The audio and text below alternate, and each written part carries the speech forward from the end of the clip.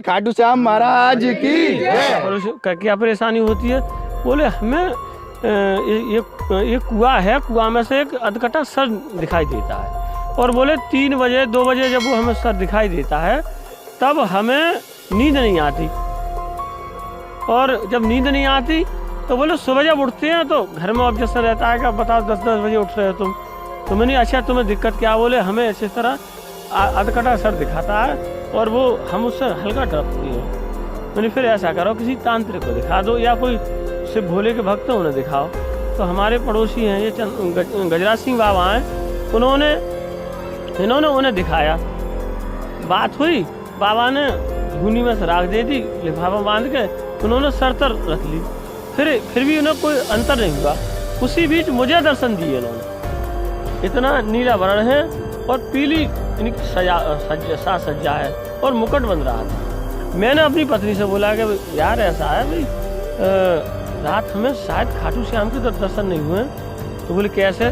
सब उन्होंने जो सच्ची घटना थी वो इन्हें सारी बताई उन्होंने। तो ऐसे इस तरह हुआ है। बोले आप मनोना चले जाएं। मैंने कि अभी ठंड ज़्यादा है, फिर देखते हैं।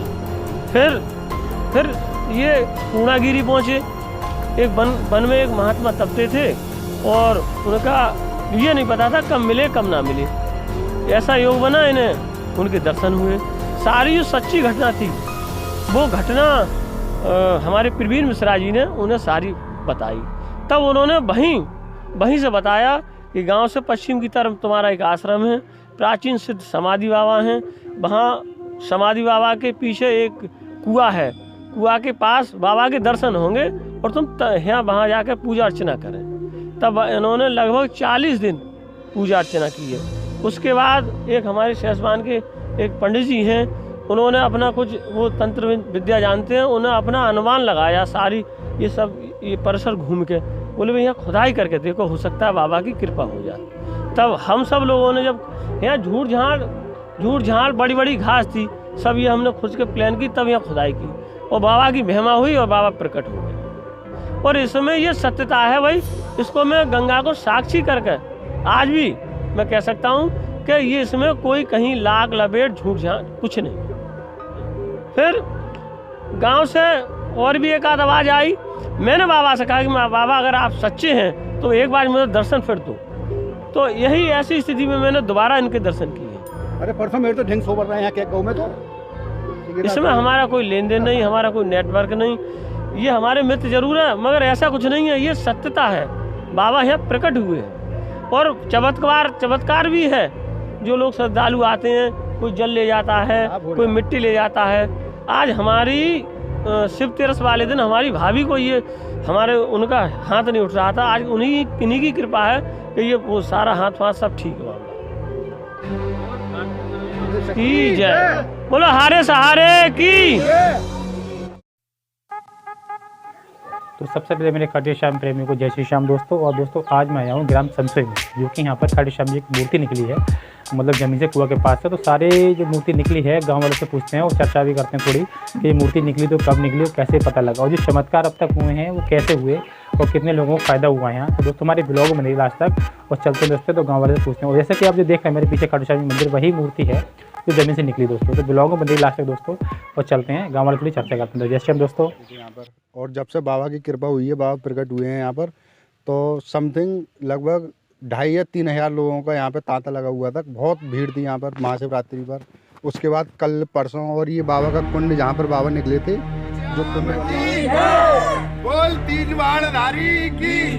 ये देखो यहाँ पे बाबा की मिट्टी कुछ श्रद्धालुओं ने यहाँ भर के रखवा दी है यहाँ पर। तो इसका क्या है, किसी के हाथ वगैरह में दर्द था या किसी के पाँव में पुराना दर्द था, तो लोगों ने यूज करके देखा उस चीज़ को, मिट्टी को, कि यहाँ पे बाबा निकले हैं, बाबा का प्रसाद के रूप में हाथ पे दर्द वाली जगह पे लगाई, तो बहुत से लोगों को फ़ायदा हुआ। तो काफ़ी लोग यहाँ पर मिट्टी की भी डिमांड करते हैं यहाँ के बाबा के दरबार में कि हमें जो बाबा के स्थान की मिट्टी है वो चाहिए। और बाबा का जो स्नान कराते हैं, श्रृंगार होता है, 2 या 3 दिन बाद श्रृंगार करा लेते हैं। तो बाबा को स्नान कराने के बाद जो जल होता है बाबा का, लोग वो मांगते हैं आकर कि उससे बहुत लोगों को फ़ायदा हो रहा है। तो श्रद्धालुओं की मांग रहती है यहाँ पर आकर कि बाबा को जो स्नान वाला जल है वो हमें दो या मिट्टी दो। और आप देख ही सकते हैं यहाँ पर ये सब जो है, ये मोमडन है और एक लड़का पीछे मोमडन, जो काफ़ी यहाँ पर सेवा वगैरह कर रहे हैं बाबा की। तो ऐसा नहीं है कि केवल कुछ समुदाय के लोग यहाँ पर जुड़े हुए हों, हर समुदाय के लोग यहाँ पर जुड़े हुए हैं। बाबा से सभी की आस्था है, श्री समाधि बाबा में सभी की आस्था है। और इसका नाम जो है, क्या नाम है भी तेरा? शाहरुख नाम है। ये जो है बाबा का बहुत बड़ा भक्त है और दिन रात यहीं पर सेवा करता है। और एक है सांकरिया नाम है उसका, ये खड़ा है इधर। तो ये भी जो है, ये लोग यहाँ पर दिन रात यहीं पर रह रहे हैं और इन पर बाबा की कृपा भी बहुत है। ये तो फुल फैमिली से पूरा इनकी बाबा की ये है, एक ये है, ये बाबा का जो है बहुत सेवादार है, मुसलमान है। इसका नाम क्या है अभी तेरा? मेरा नाम बोलने में परेशानी होती है सांकरिया नाम है इसका। और जो है इसके पूरे परिवार फैमिली वाले, इसके पिता जो हैं दिन रात यहीं पर रहते हैं। मतलब पंथ उनका अगर मुसलमान है, लेकिन धर्म वाली कोई बात नहीं है। यहाँ पर बाबा का कृपा जो है सभी पर है। तो सभी लोग बाबा के सेवक हैं यहाँ पर और मन से यहाँ पर जो है बाबा की सेवा कर रहे हैं। और बाबा की कृपा से कुछ चाहे चमत्कार कह लो, चाहे बाबा का आशीर्वाद मान लो, या फिर लोगों का आस्था मान लो, लोग मतलब जो यहाँ पर मन की बोल लेकर आते हैं, वो सारी मनोकामना यहाँ पर प्रत्येक व्यक्ति की पूरी हो रही हैं। और इस वजह से कुछ भीड़ का ज़्यादा जमावड़ा रहता है, दूर दूर से लोग आ रहे हैं। केवल ये श्रद्धा वाली बात ही है जो बाबा की आस्था के प्रति लोग सुन कर, और जिन लोगों को विश्वास है कि यहाँ से हमें कुछ फ़ायदा होगा, कुछ को आस्था होती है, कुछ को अपनी परेशानियों का दुख दूर होने का मतलब विश्वास होता है। तो इसी वजह से और ज़्यादा भीड़ यहाँ पर बढ़ रही है। और मेरी समझ से दिन प्रतिदिन जो श्रद्धालु या भक्तगण जो यहाँ पर आ रहे हैं, उनमें इजाफा ही हो रहा है। बोल खाटू श्याम महाराज की जय, श्याम की जय, बोल तीन बाणधारी की जय, बोल समसोई नरेश की जय। चप्पल उतार दे बेटा, चप्पल बोलो, बोल समसोई धाम की जय, बोल खाटू श्याम महाराज की जय।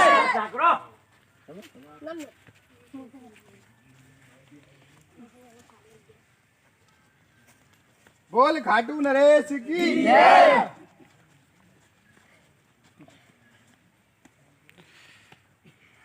बस भैया बहुत